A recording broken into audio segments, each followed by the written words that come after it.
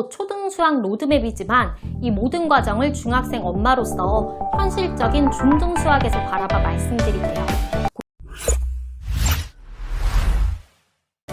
안녕하세요. 엄마표 교육 7년차 스카이쌤 맘입니다. 이번 영상은 구독자 님이시자 제 블로그 이은님이 수학 로드맵 영상을 요청하셔서요.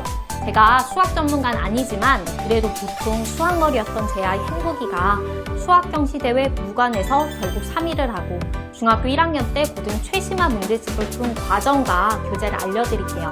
그리고 초등 수학 로드맵이지만 이 모든 과정을 중학생 엄마로서 현실적인 중등 수학에서 바라봐 말씀드릴게요. 고등 내신 수학과 수능 시험의 관점에서도 한번 생각해 보고요. 이번 영상 구성이에요. 7, 8번이 중요하니 끝까지 들어주세요. 한눈에 보이는 진도표입니다. 보시다시피 1, 2학년 때는 가볍게 수학을 하고 5학년부터는 수학에 많이 집중했어요.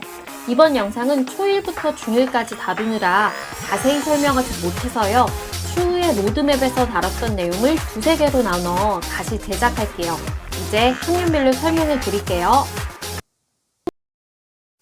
1, 2학년 때는 기탄 사고력 수학 하나만 풀었지만 단원 평가가 어렵지 않아서 거의 다 100점을 맞았어요.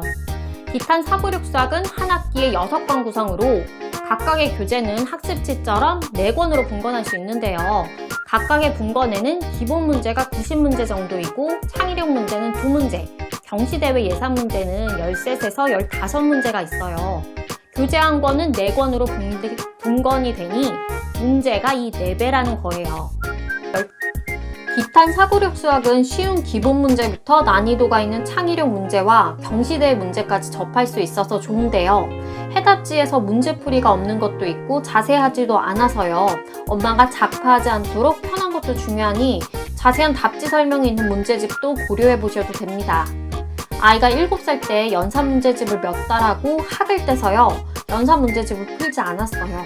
연산 속도가 좀 느리긴 해도 시험에서 불리할 정도는 아니고 정확도도 나쁘지 않아서 연산 교재는 포기했어요. 필요하시면 꾸준히 해도 좋겠지만 필요한 부분만 보충해도 됩니다. 연산 교재의 일부만 풀게 해도 되겠지만 무료로 제공하는 초등 수학 프린트 학습지가 있어요. 1일 수학인데요. 이런 식으로 생겼는데 출력해서 사용하시면 됩니다. 설명란에 사이트 URL을 넣어 놓을게요. 이렇게 수학 교재를 한 권만 해서요. 수학 관련 만화책이나 책을 읽게 하고 아이에게 세뇌 수준으로 학교에서 교과서를 꼼꼼히 보고 수업을 잘 들으라고 했어요. 필요하면 교과서를 가져와서 읽게 시켰고요. 저학년 아이는 취침 시간이 이르고 예체능에 투자하는 시간도 필요해 학습에 투자할 수 있는 가용 시간이 적어서요. 수학 문제집을 한 권만 풀었지만 대신 독서와 일기쓰기 같은 글쓰기에 신경을 많이 썼어요. 3학년 때 행복이가 영재교육원을 준비해서요. 기탄 사고력 수학도 풀었지만 영재교육원 대비를 위해 영재 창의력생과 영재 모의고사 문제집을 풀었어요. 영재교육원 대비 문제집은 수학 문제집은 아니고요. 여러 가지 창의사고력 기법으로 수학과 과학, 국어 등의 창의사고력 문제를 푸는 거예요. 이때도 단원평가는 거의 다 100점 맞았어요. 이때 창의사고력 문제를 풀어봐서인지 지금도 이런 스타일의 문제를 좋아해서요. 개인적인 생각으로 영재 창의력쌤이 제 아이의 사고력과 창의력 발달이 일조한 것 같아서요. 아이가 여유가 있다면 한 번 정도는 푸는 것도 좋을 겁니다. 행복이는 기탄 사고력 수학의 일부 어려운 문제는 풀기 힘들어해서요. 저학년 때보다 후행에 좀 더 신경을 썼어요. 진도는 약간의 선행, 후행으로 진행했어요. 행복이가 수학머리가 발달하지 않았다고 판단이 들고 행복이가 과학영재라 과학부 입학을 고려할까봐 고학년 때 수학학습을 할 여유를 만들고자 이 시기에 영어에 집중해 진도를 좀 뺐어요. 행복이는 보통 수학머리 아이라 문제를 빨리 풀지 못하고 틀린 문제를 완벽하게 여러 번 복습하는데 시간이 만만치 않게 걸려서요. 4학년 때는 기탄 사고력 수학만 했는데요. 파리초로 전학을 가 수학경시대에서 상을 타지 못했어요. 그러니 주변 학부모님이 선행이나 학원 등을 추천해 주셨지만 저는 행복이가 수학머리가 발달하지 않은 것 같아서요. 오히려 후행에 더욱 힘을 썼어요. 시간차를 두고 틀린 문제를 3-4번 반복해서 풀게 했더니 5학년 때부터는 성과가 나기 시작했어요. 이때도 역시 교재를 한 권만 사용했기 때문에 수학 관련 시리즈나 단행본 책을 읽게 하고요. 교과서를 읽기를 권면했어요. 4학년 과정까지 후행을 하며 탄탄하게 다졌고 행복이가 모국어 책을 많이 읽어서인지 사고력과 이해력, 추론력 등이 발달해 수학머리가 생긴 것 같아서요. 4학년 겨울방학 때부터는 본격적으로 수학 선행을 시작했어요.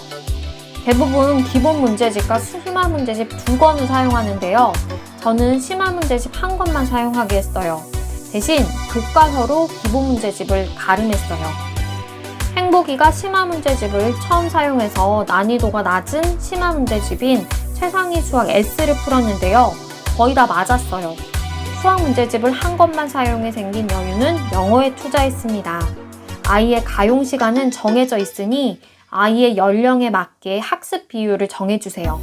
저는 아이가 3, 4학년 때 수학보다는 영어에 집중시켰어요. 책에서 읽으니 4학년 정도부터 수학머리가 발달한다고 하는데요.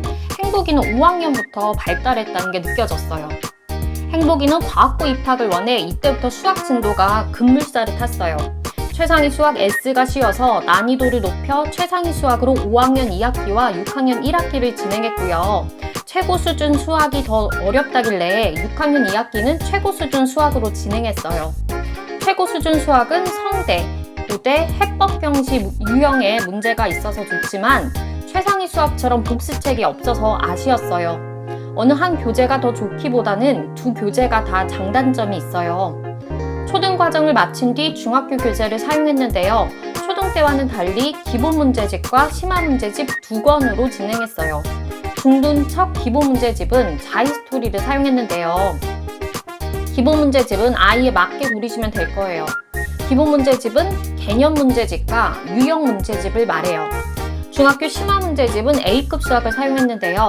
A급 수학이 중학교 수학 문제집 중 가장 어렵지만 웬만하면 A급까지 하시는 걸 추천합니다.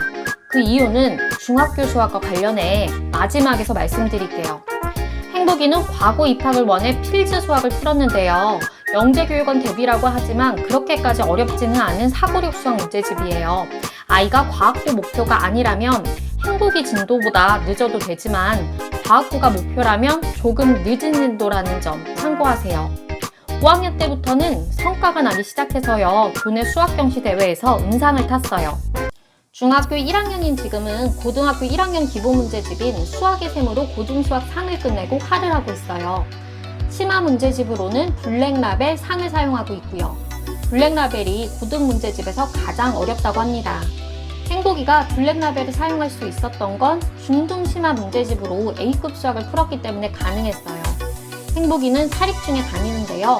수학을 수준별로 학습하기 때문에 반 배치고사를 보고 반을 결정했어요. 행복이는 가장 높은 반으로 배정받았어요.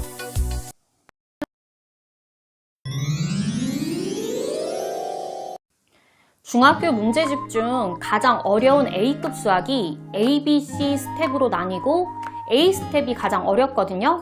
그런데 행복이가 본 반배치고사 난이도는요. 쉬운 문제도 있었지만 A급 수학의 A 스텝 수준이거나 더 어려운 문제도 있었대요. 아직 내신 시험을 보진 않았지만 반배치고사만 봐도 변별력을 위한 킬러 문제의 난이도는 A급 수학의 가장 높은 A 스텝 정도이지 않을까 조심스럽게 추측해 봤어요. 만약 아이가 다닐 중학교 시험이 어렵다면 A급 정도는 해야 할 거예요. 그렇다면 중학생이 돼서 아이한테 A급 수학을 시켜야지 라고 생각하신다면 그 생각이 틀릴 수도 있다고 말씀드릴게요. 심화 문제집을 풀지 않다가 시키면 바로 잘할 수 있는 비상한 수학머리를 가진 아이도 있을 거예요. 하지만 중학생이 된 후 주변 얘기를 들어보니까요. 초등 때 최상위 같은 심화 문제집을 제대로 풀지 않은 아이는 중등 심화 문제집을 잘 풀지 못한대요. 노력해서 잘 풀 수 있겠지만 그 노력의 시점을 앞당겨 여유가 있는 초등 때 시켜야 하지 않을까요? 그리고 생각을 해보면요. 5학년 때 심화 문제집을 잘 풀 수 있었던 건 그 전에 후행까지 하며 탄탄하게 다진 것도 있지만 기판 사고력 수학에서 어려운 문제를 접해봤기 때문이에요. 그렇다면 중학생 때 최심화 문제집을 푼 밑거름을 만든 건 초등 시작부터일 거예요. 1학년 때부터는 아니어도 늦어도 3, 4학년 때는 어려운 문제를 접해봐야 한다는 겁니다. 우리 아이가 다닐 중학교는 그런 어려운 문제가 나오지 않는다고 나중 문제라고 생각하시는 분이 계실까봐 조금 더 말씀드릴게요. 지금 행복이가 가장 어려운 고등학교 최심화 문제집을 풀 수 있는 게 중등 A급 수학을 사용했기 때문이에요. 이게 제가 추측으로 말씀드린 게 아니라 수학 잘하는 아이는 이렇게 공부합니다 라는 책에도 그렇게 나와 있어요. 이 책에서 말한 방법이 행복이가 공부한 방법과 너무 비슷해서요. 이 책 강추합니다. 대부분의 아이들이 수시로 좋은 대학에 가길 원하니까 내신에 엄청 공을 들여요. 고등 내신 시험을 잘 보려면 킬러 문제를 해결해야 하는데 그렇다면 최심화 문제집을 풀어야 안심하겠죠. 그게 아니어도 수능을 생각해도 최심화 문제집은 풀어야 하지 않을까요?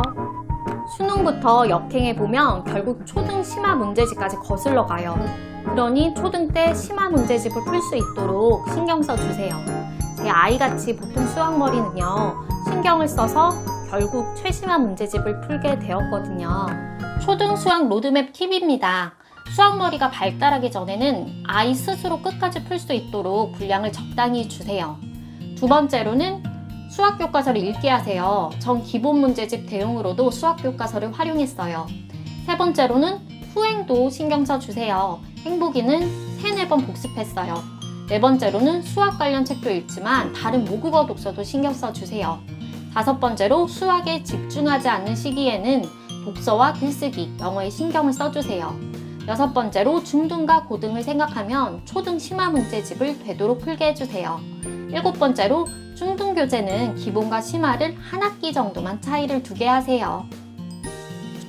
제가 말씀드린 로드맵이 100% 정답은 아니겠지만 그래도 힌트를 얻으셨으면 좋겠습니다. 혹시 궁금하신 점이 있으시다면 댓글 남겨주세요.